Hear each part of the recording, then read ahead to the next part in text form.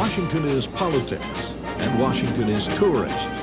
The tourists taking pictures, the politicians having their pictures taken, here with pretty girls doing calisthenics. Close, 2, close, 3, close, 4. Even Jesus can become a tourist attraction in Washington. But not all of the city is spending its time on the unimportant. Father, we put our feet in the city. We thank you that we're in the city and we claim it for the Lord God. Father, we say that this city is the Lord Jesus Christ. Father, I thank you that this city shall bow its knee before you and it shall say, yes, the Lord our God is our God. Father, this is one of a dozen or more groups of Capitol Hill staff members who meet in prayer and Bible study on their lunch hour. A lot of people during the lunch times and stuff are going out and building their own kingdoms. They're making connections. They're doing this, they're doing that. And we come together to see God's will done. We're not out looking for multitudes. We're looking out for people whose hearts are totally towards the Lord and are bent towards His desires. Steve Houston, a Senate aide and leader of the group, sees humility before God, prayer, and petitioning as a key to national revival. It's going to take a tenaciousness, a conviction of heart that will not give up, that will not cease petitioning God to move in this city, to move in this nation. The hour to which the house is adjourned, having arrived, the house will be in order. Prayer will be offered by the Reverend Chaplain. O God, we thank you for the saints and heroes of days past, whose noble deeds and faithfulness Is there a spiritual have been an change taking place? It's not always evident, but an increasing number of congressmen are praying together and growing in the knowledge of Christ.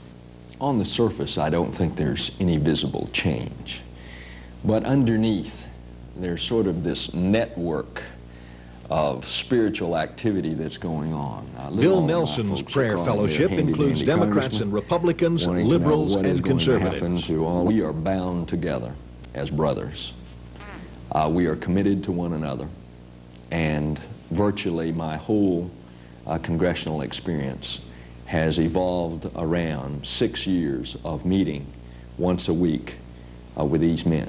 Senator Don Nichols attends weekly Bible studies and gets together with groups of 3 or 4 to pray, sometimes about legislation. And we have prayed on these issues and worked and worshiped on them, and sometimes it's very frustrating not to see that we haven't been as successful as we'd like to be. What do you think it's going to take? It's going to take a lot of prayer. It's going to take a lot of people. It's going to take more of a revival throughout the country. As I said, Nichols Washington, feels this takes a unified effort by Christians. There are groups and individuals who have made prayer for Washington and our national leaders their mission. Jeff Wright and his Christian Center for Intercession is one of several. He and members of his church meet on the Capitol grounds each Sunday for prayer and praise. We believe that God's ability to restore America is much greater than the ability of the devil to tear it down.